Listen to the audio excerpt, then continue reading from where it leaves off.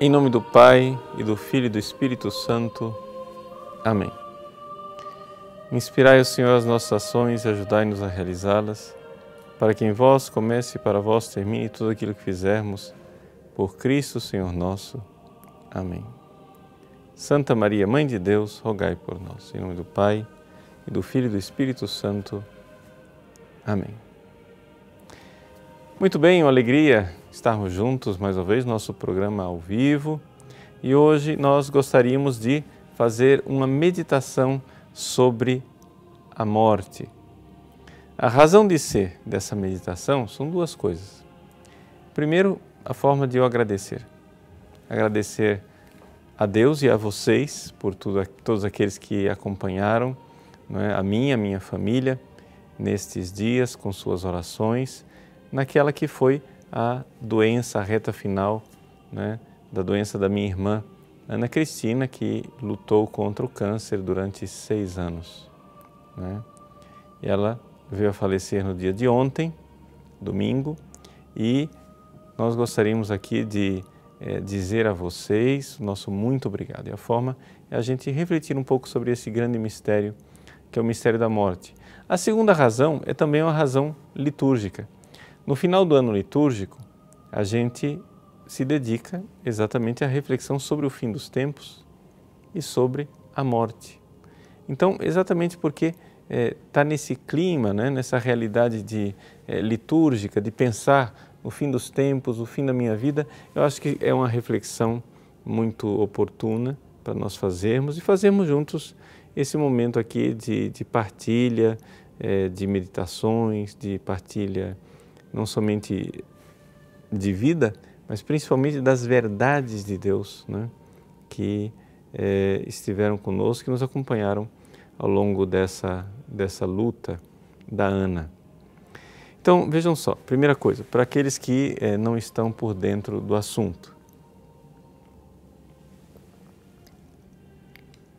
A minha irmã mais velha, Ana Cristina, ela é um ano mais velha do que eu tenho 50, ela tinha 51, ela foi diagnosticada com câncer há 6 anos atrás. Inicialmente era câncer no seio, ela fez o tratamento de quimioterapia, radioterapia, etc., fez cirurgia, extraiu as 2 mamas, esvaziou a axila do braço esquerdo e aí teve um tempo de trégua.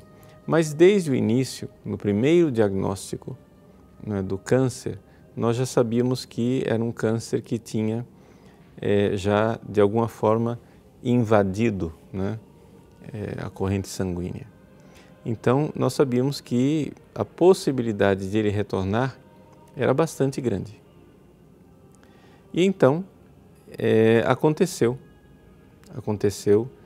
no ano passado, em que ela começou a tratar de uma dor de cabeça e não era dor de cabeça, era tumor no cérebro.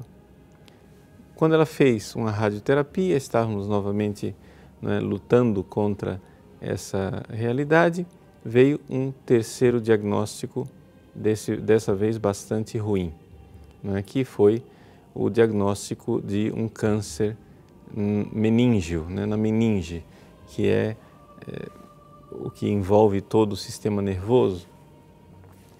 O prognóstico dos médicos para esse tipo de câncer é bastante negativo.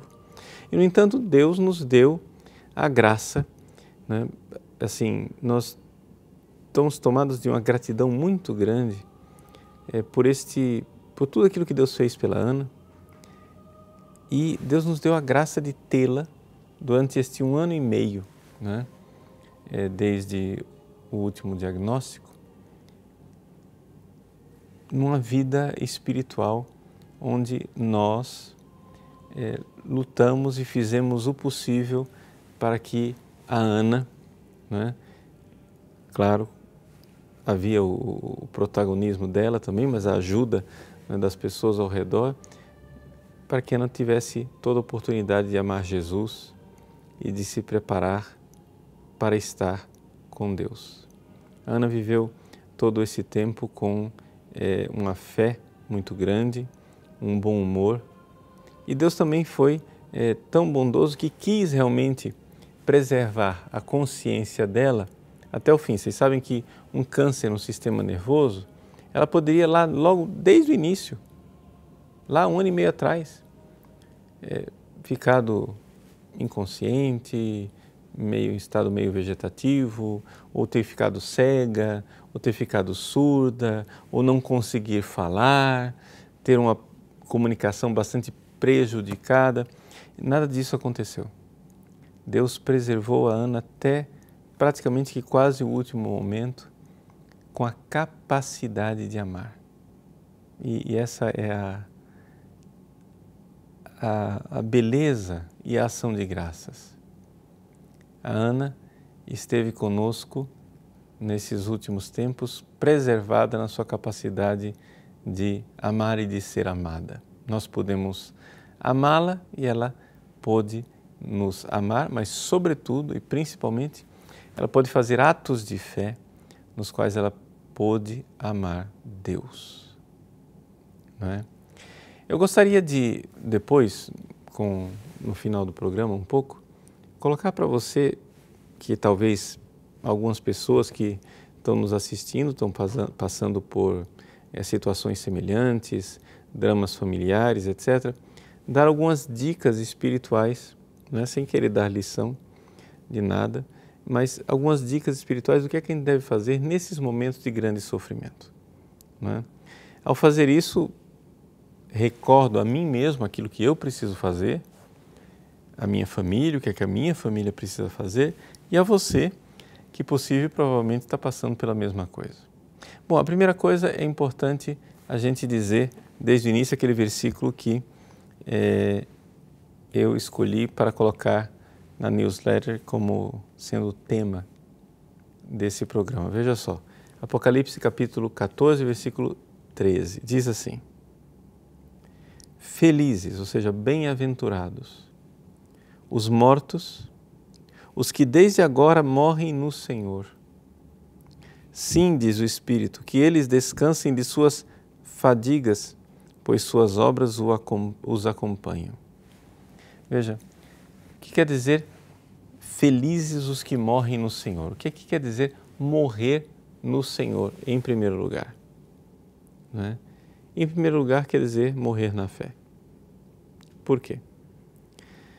Porque aqui, uma coisa que tem que ficar clara desde o início, não é possível, sem a fé, não é possível agradar a Deus. Deixa eu explicar essa frase aqui, que pode parecer uma frase um pouco assim, intolerante, que exclui os outros, mas é a Sagrada Escritura, está na Bíblia, né? Está escrito na carta aos Hebreus, capítulo 11, né? Versículo 6. Ora, sem a fé é impossível agradar a Deus, pois quem dele se aproxima deve crer que ele existe e recompensa os que o procuram. Por que é que sem a fé é impossível agradar a Deus? Veja, tem um texto aí do Frei Maria Eugênio, bem-aventurado Frei Maria Eugênio, tirado deste livro sobre São João da Cruz, Jean de la Croix, Présence de Lumière. E o Frei Maria Eugênio, aqui nessa edição, página 171, mas quem lê francês está à disposição também para baixar no formato Kindle. Né? O Frei Maria Eugênio diz aqui, e vocês estão recebendo aí o link para baixar uma cópia do texto em português, que eu traduzi essa pequena página em português. O Frei Maria Eugênio ele diz assim, veja, primeira coisa, as criaturas, elas não agradam a Deus? Sim, elas agradam a Deus. Né? Por quê? Porque o próprio Deus atesta isso. Lá na criação, no início do livro do Gênesis, não é? Quando narra lá no primeiro capítulo da Bíblia que Deus fez tal coisa, etc. e tal, e Deus viu que era bom. Né? Kitov, que era bom em hebraico. E aí ele foi vendo, etc. e tal, e no final ele viu que tudo isso era muito bom.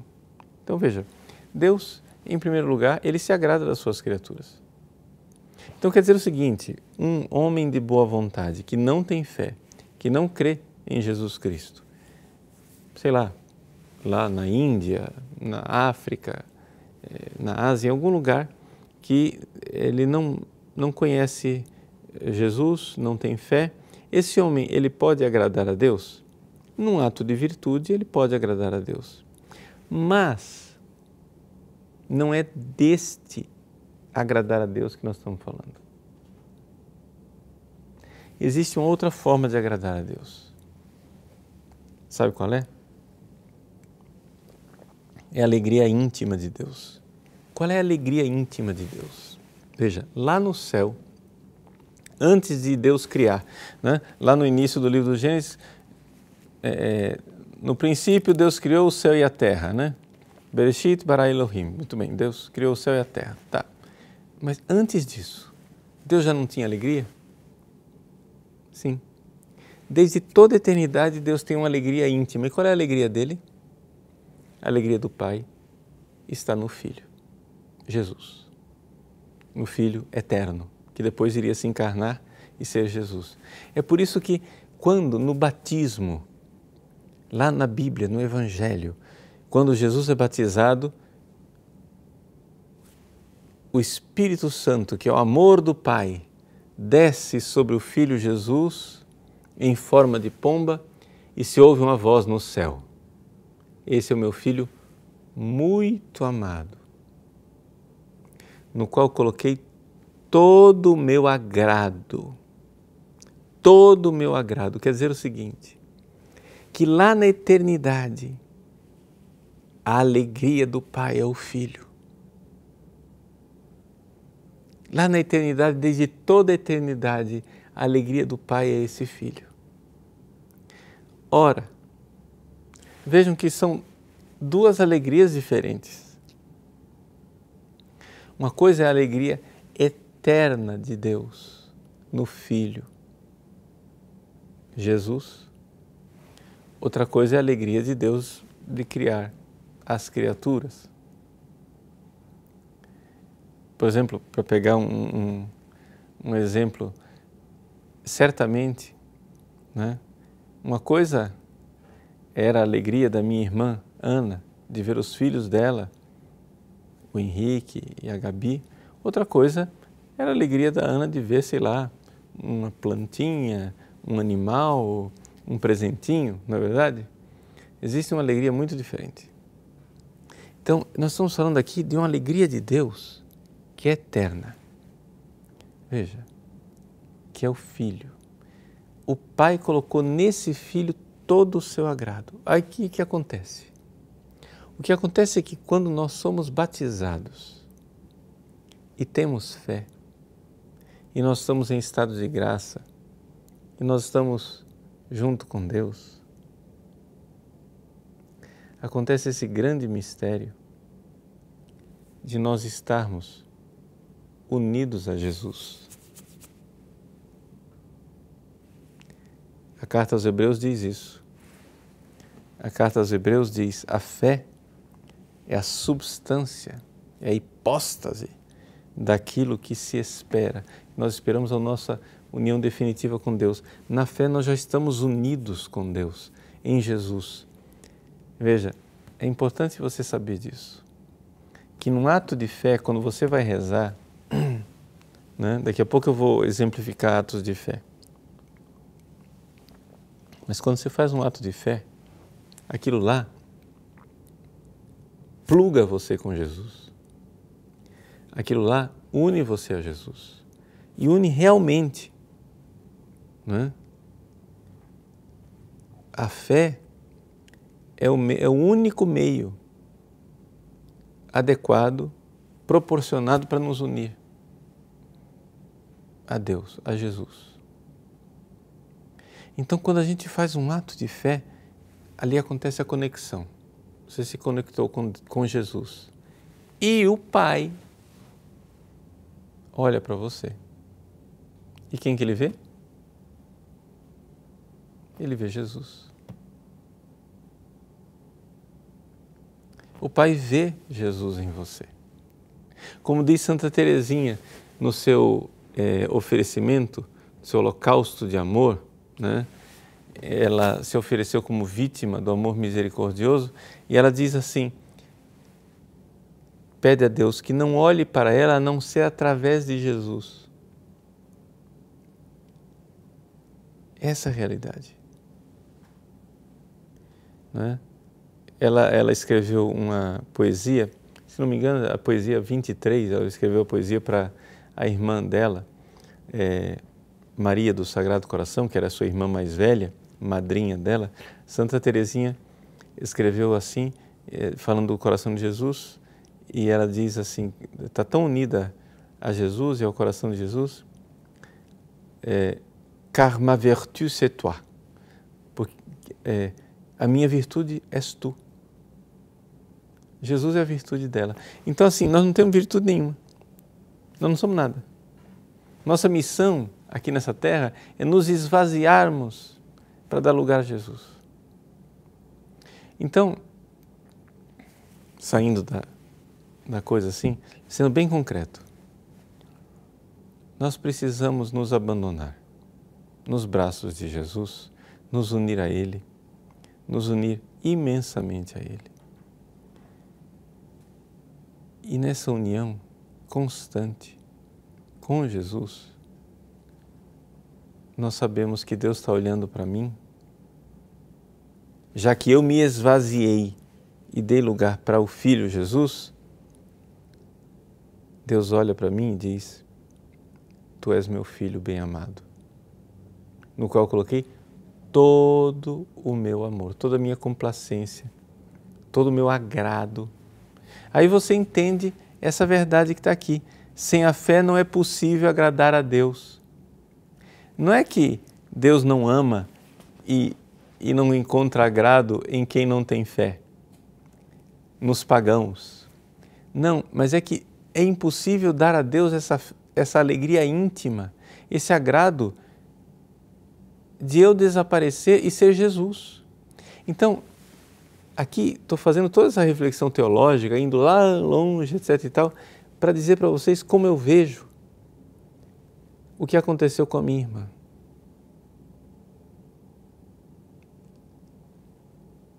O que eu vi ao longo desses meses foi o desaparecimento da Ana e o aparecimento de Jesus nela. É impressionante como a Ana foi ficando linda, linda por dentro, linda no coração. Veja, a Ana, quando ela era jovem, né, inclusive andou circulando uma foto dela na internet, né, que nós vamos também usar para o convite da missa de 7º dia.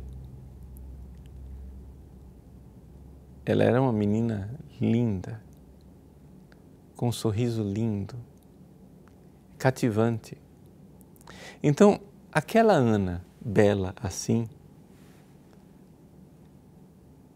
ela era a Ana como eu a conhecia anos atrás.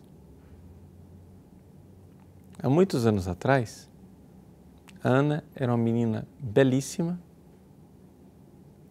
mas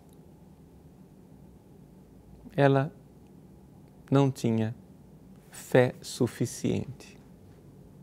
Eu digo isso porque quando ela recebeu o diagnóstico do câncer há 6 anos atrás, eu fui a primeira pessoa da nossa família que veio falar com ela. Eu fui ao apartamento dela e fui conversar com ela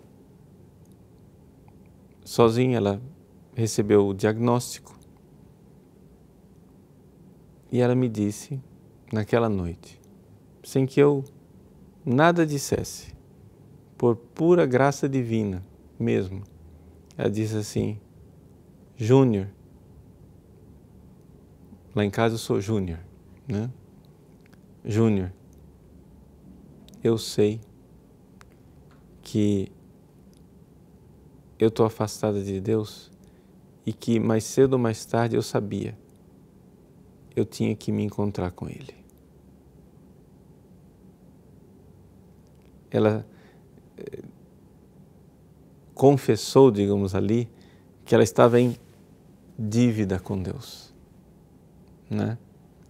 Por quê? Porque lá na infância a Ana certamente teve fé. Mexendo nas coisas dela, né, nós encontramos nosso primeiro catecismo que nós fizemos lá no Colégio Salesiano, pequeno catecismo de iniciação cristã, né?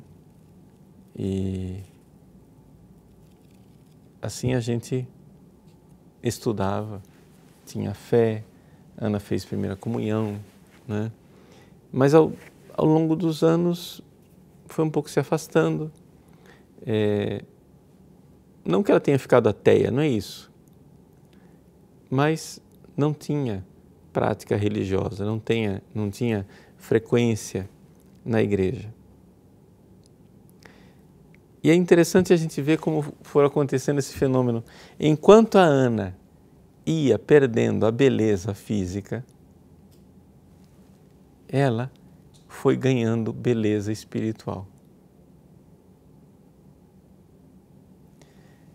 E isso é uma coisa assim que me consola enormemente. Todo mundo na família, os filhos, né? Nós, irmãos, meus pais, né? Todo mundo que eu conversei, todo mundo um pouco dizia e notava o quanto a Ana mudou. E o que é que mudou nela? O que mudou dela foi a fé, em primeiro lugar. Sem a fé não é possível agradar a Deus.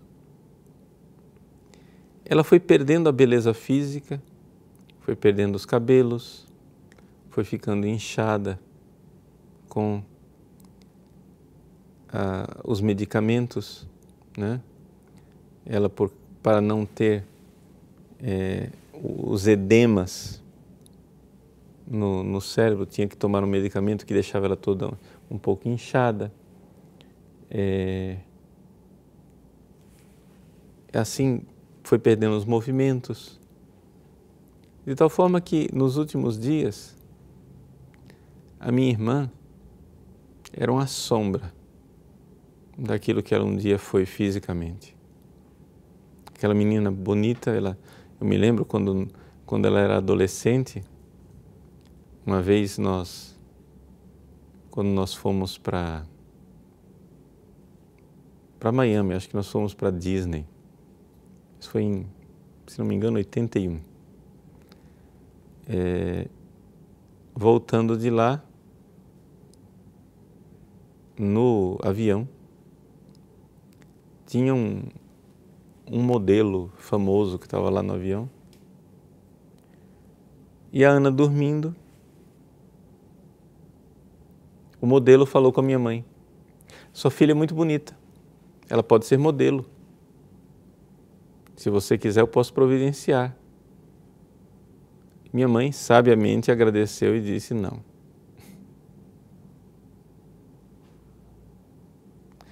Mas é interessante notar isso.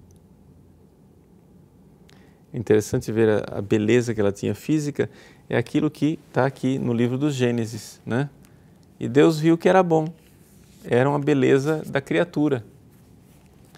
Mas a partir do momento que a Ana teve o diagnóstico da doença e foi tendo mais fé, e é interessante assim, uma fé abandonada nos braços de Deus, né? A gente foi vendo desaparecer a beleza natural, digamos assim, e começar a aparecer uma beleza sobrenatural. De tal forma que, não estou canonizando a minha irmã, não é isso, né? Nem de longe, mas estou dizendo uma coisa que você pode enxergar em você, que você pode enxergar em você, isso está ao seu alcance, de todos nós, através da fé. Nós nos tornamos o jardim das delícias de Deus. Deus gosta de descer para passear no nosso coração. Então o que é que nós precisamos fazer? Nós precisamos ir nos esvaziando, ir nos desapegando, né? Nós que estamos nos preparando para renovar nossa consagração a Nossa Senhora no dia 8 de dezembro, vivemos esses 12 primeiros dias até amanhã, até ontem, vivendo o desapego. É interessante que nós começamos esse caminho do desapego e Deus marcou a data da morte da minha irmã exatamente no último dia do desapego, em que a gente tinha que entregar tudo. Agora começamos a semana do autoconhecimento. Ao iniciarmos essa semana do autoconhecimento, enxergar isto. Se você tem fé, se você é batizado, tem fé e está em estado de graça, Deus olha para você e vê em você o Filho Jesus. E diz: eis o meu filho muito amado. Você está dando, quando você está em estado de graça e está na fé, você está dando a Deus uma alegria íntima, uma alegria interior. Por isso, é importante você dar espaço para Deus na sua vida e ver que essa é a verdadeira alegria. Essa é a verdadeira alegria. Então, eu vejo assim como a gente pode e deve ir aumentando esses espaços da fé. Por isso, nestes dias agora, em que Deus nos deu essa longa preparação para a morte da Ana, assim, as pessoas vieram falar comigo dizendo assim: padre, eu sei que o senhor é forte, mas não se faça de forte, chore.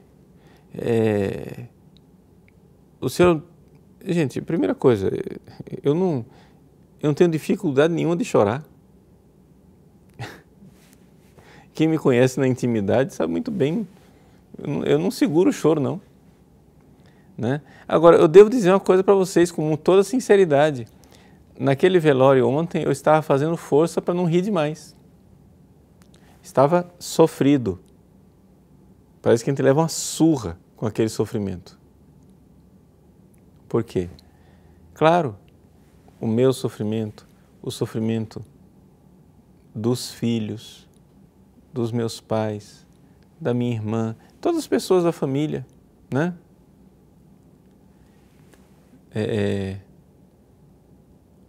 O pai, né?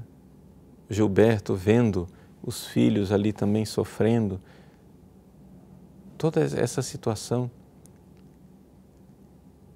Veja, tudo isso, grande sofrimento para todo mundo. E eu em nada aqui estou disfarçando os sofrimentos.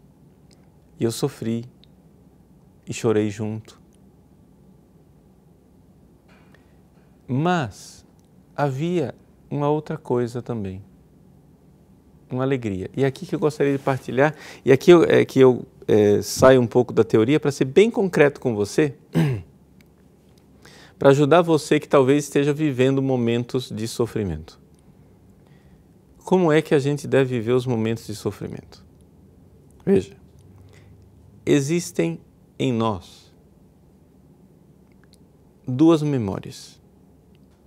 Essas duas memórias, elas são boas, mas uma tem que mandar e a outra tem que ser um pouco mais submissa. Deixa eu explicar. Primeira memória, a memória afetiva. É a parte que em filosofia a gente chama de memória sensitiva, sensual. É a memória do cérebro, a memória animal, né? Que no ser humano não é 100% só animal, porque sempre tem também uma influência espiritual. Mas, enfim, essa memória afetiva. A memória afetiva, sensual, ela é boa. É com ela que a gente se lembra os momentos, os bons momentos da nossa vida. É com essa memória afetiva que eu me lembro, por exemplo, que a Ana, ela era minha paróquia quando eu era criança. A gente fez a primeira comunhão, não é? E depois que fez a primeira comunhão, eu celebrava a missa em casa com bolachinha e quissuco. E a Ana era a minha paróquia. E eu me lembro com ternura daquele... E como a Ana é importante para mim. Então, logo eu me lembro dessas coisas, já me vem imediatamente um movimento de emoção. Por quê? Porque é uma memória emotiva. Agora, o problema é o seguinte, você está passando por um momento de perda. Você perdeu uma pessoa da sua família. Ora, se você ficar só nesta memória o tempo todo, a saudade, que é uma coisa boa, a saudade, que é um sentimento bom, pode se transformar em doença, em tristeza, em depressão. Se você ficar roendo esse osso o tempo todo, né? Então, esta memória, aspas, cerebral, essa memória afetiva, essa memória, usando a palavra inadequada, animal, ela é boa, nós não devemos rejeitá-la. Nós não devemos recalcá-la, nós não devemos, digamos assim, com mão de ferro dizer, cala a boca.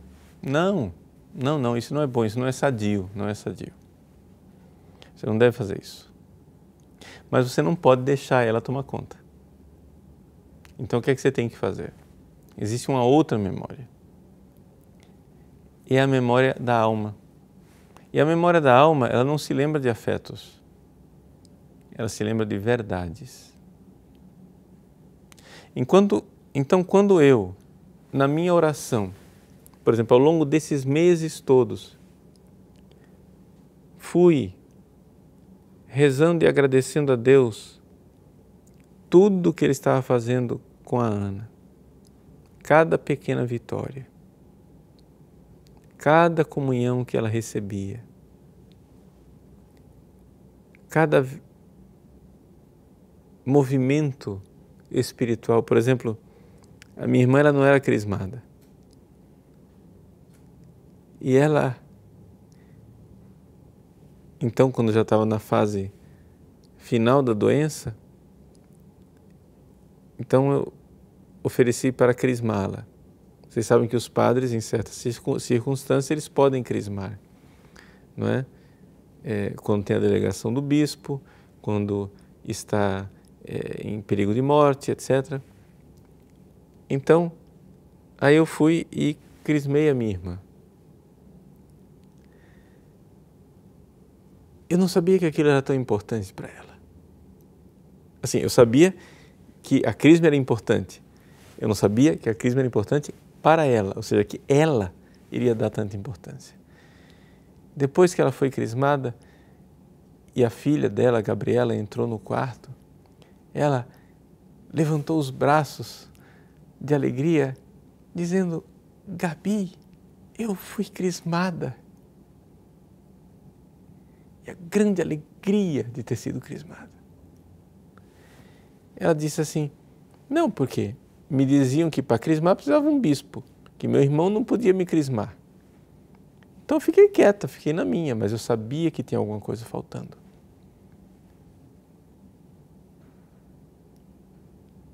E ela então foi crismada. Essa memória, vejam, claro, tem algo de afeto aí, mas é sobretudo lembrar uma verdade. A verdade da bondade de Deus. Como Deus fez com que minha irmã florescesse espiritualmente. E tivesse um coração que foi ficando cada vez mais lindo, né?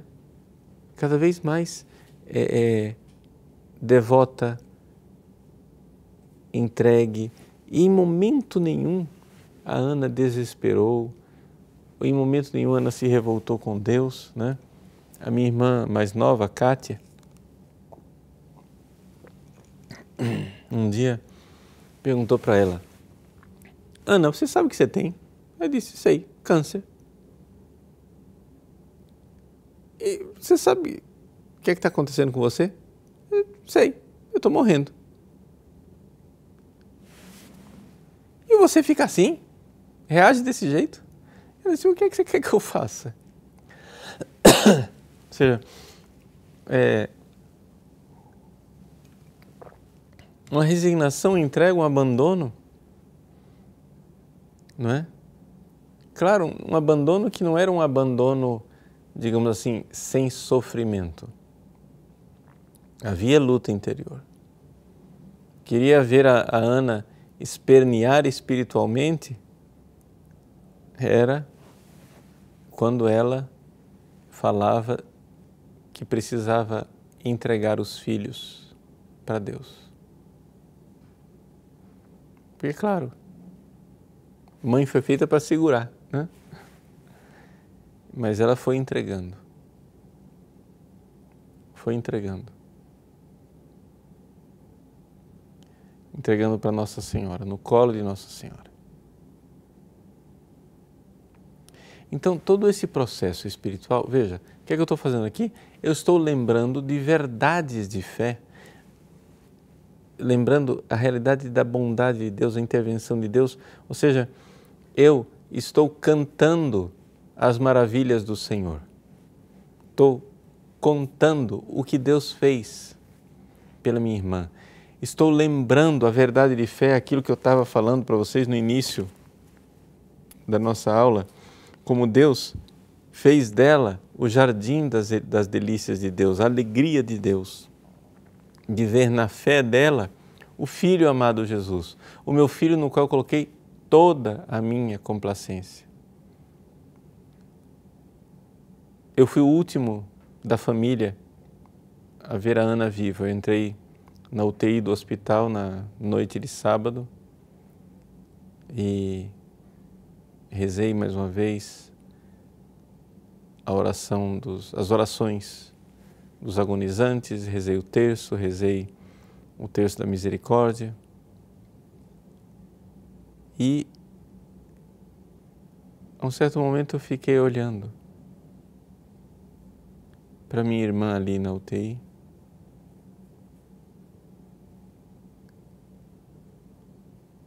Era Jesus crucificado. Eis meu Filho muito amado, no qual coloquei toda a minha complacência, meu agrado, minha alegria. Essa alegria íntima de Deus, de ver o tesouro precioso, aquele corpo ali que estava se desfazendo a olhos vistos, no coração, na alma dela, enxergar a beleza radiante, né?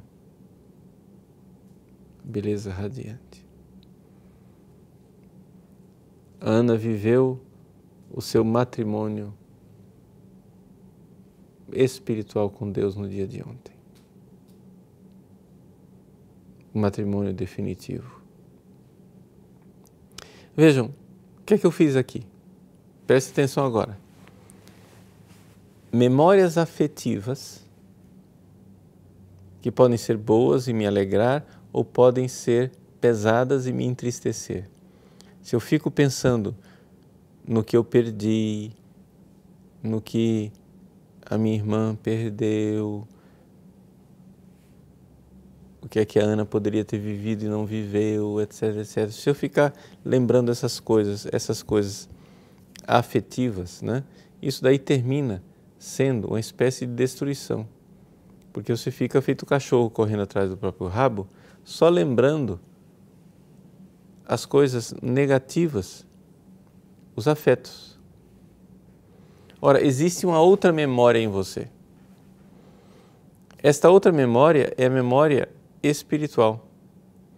Como que você faz para ativar essa memória? Não tem outro jeito. Me desculpa, não tem outro jeito. Chama-se oração. Porque não adianta só, não é um ato de vontade seu que você, na paulada, chega e diz, não, vem uma memória afetiva e aí você diz, não posso pensar nisso, eu vou pensar, Jesus me ama. Não, isso daqui não é sadio, não é sadio. O que você precisa é, na vida de oração, ir narrando as verdades de Deus, meditando sobre elas, de tal forma que elas começam a iluminar o seu interior, e aí durante o dia, quando surgem as memórias afetivas, essas memórias da fé também vêm, elas brotam. E elas brotam por uma ação de Deus, porque na oração Deus te deu essa graça. Então isso vai acontecendo. Então veja só, se você está passando por momentos difíceis na sua vida, você precisa meditar sobre o que você está vivendo e enxergar a mão de Deus em tudo que está acontecendo. Por exemplo, esses últimos dias agora, foram 10 dias de UTI, com a Ana entubada. Todos os dias a gente ia lá no hospital para os médicos dizerem, olha, nessas condições que ela está, rim paralisado, pressão baixíssima, ela deve vir a óbito num prazo de 24 horas. E nós ouvimos isso durante 10 dias. Todo dia a gente ouvia que ela ia morrer e não morria nunca. Ora, chegou uma hora que você se pergunta, mas por que Deus está permitindo isso? E eu rezando me veio a palavra. Não tem, aqui não estou dizendo que é infalível, mas veio uma luz interior no sentido assim, não sou nenhum místico, não, só estou dizendo assim, vem essas intuições na oração, você também certamente tem isso. A Ana ainda não cumpriu sua missão. Ela estava lá na UTI, ela não estava sofrendo, estava sedada. Quem estava sofrendo éramos nós. Quem estava sofrendo éramos nós.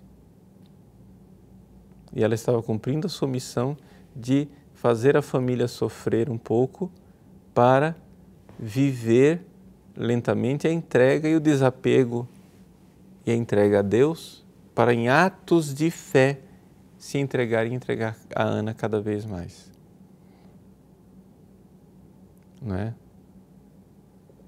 Então assim, eu acho que Deus tem seus caminhos. Acho não, tenho certeza, Ele tem seus caminhos. Então, a gente precisa enxergar essa luz de Deus. Então, vamos supor, você está passando por uma dificuldade.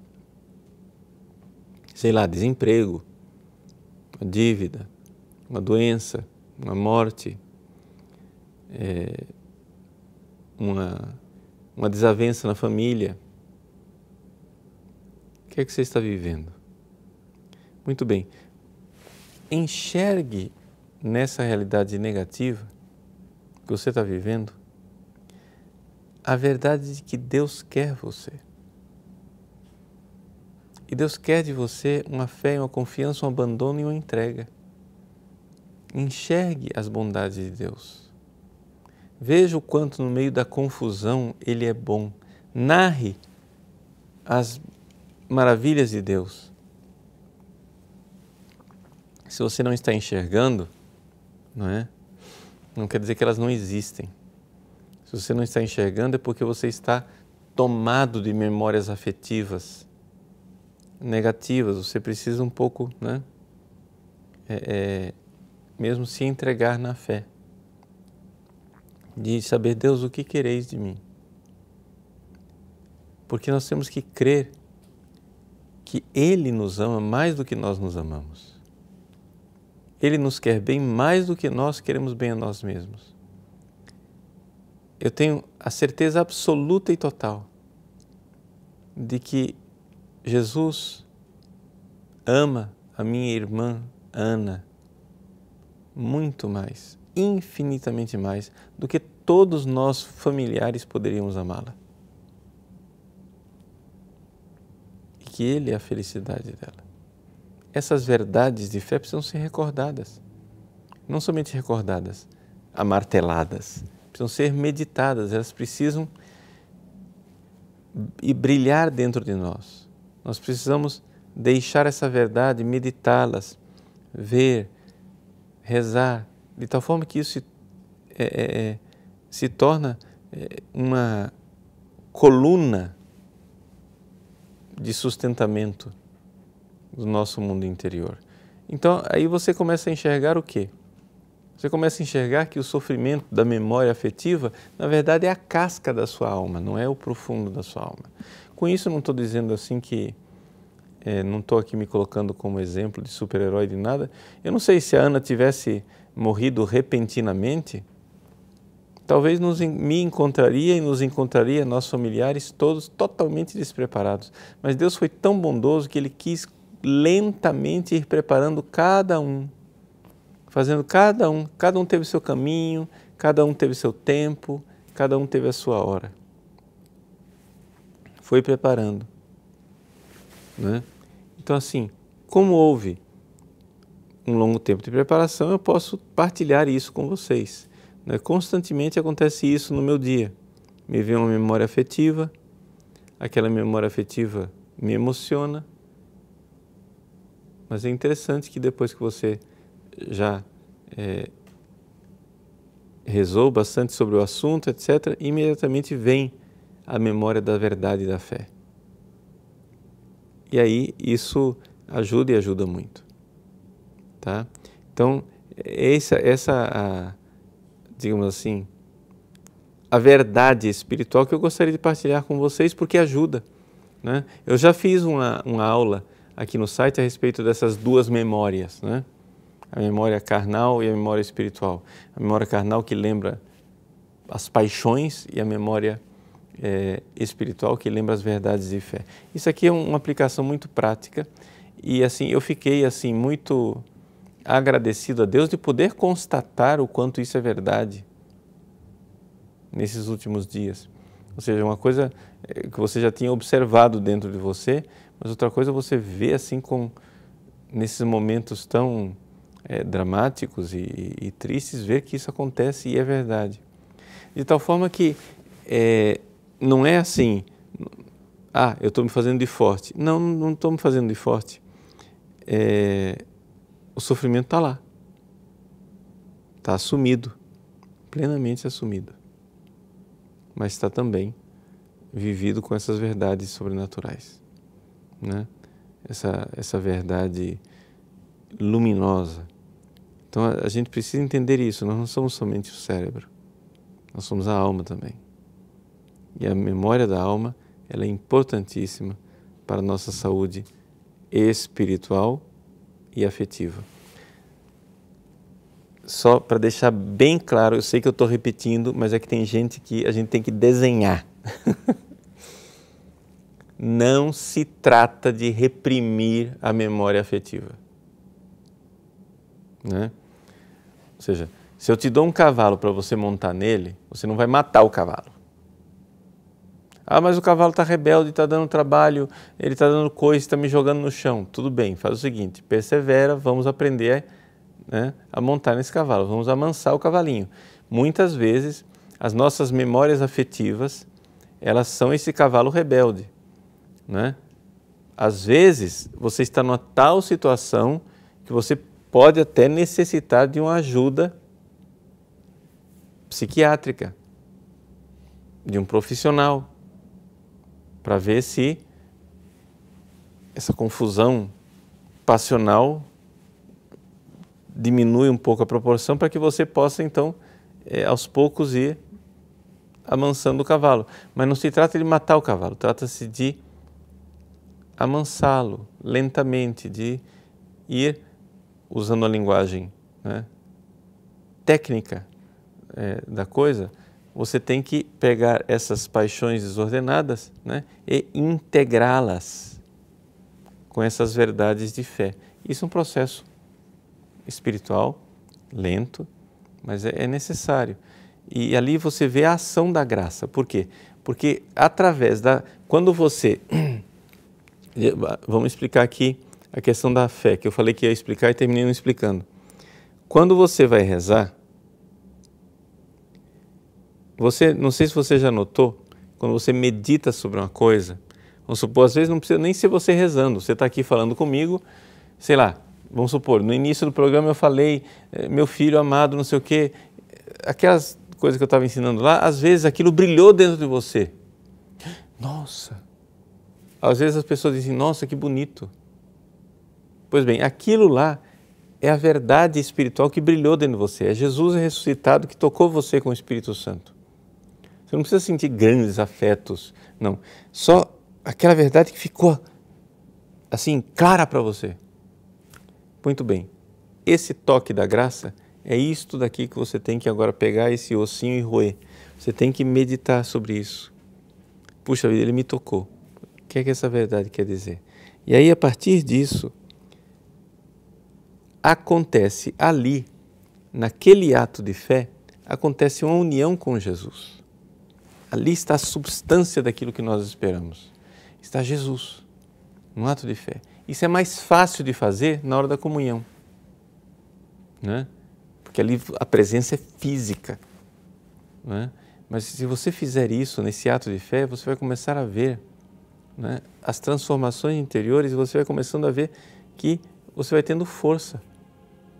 O Evangelho é a força de Deus para aquele que crê. É quando você crê nessas coisas, né, nessas verdades de fé, você vê a força interior. Às vezes, você continua sofrendo, mas o que sofre, você vê claramente que é a superfície. É como se fosse o mar, encapelado nas suas ondas, mas que depois, no fundo, tem uma grande paz. Tem uma grande paz, né? Então, é um pouco essa partilha que eu queria fazer no programa, né, de hoje com vocês, agradecendo muito, muito, muito, muito as orações pela minha irmã. As orações que vocês fizeram até a morte dela, e agora ela precisa mais ainda das nossas orações, né?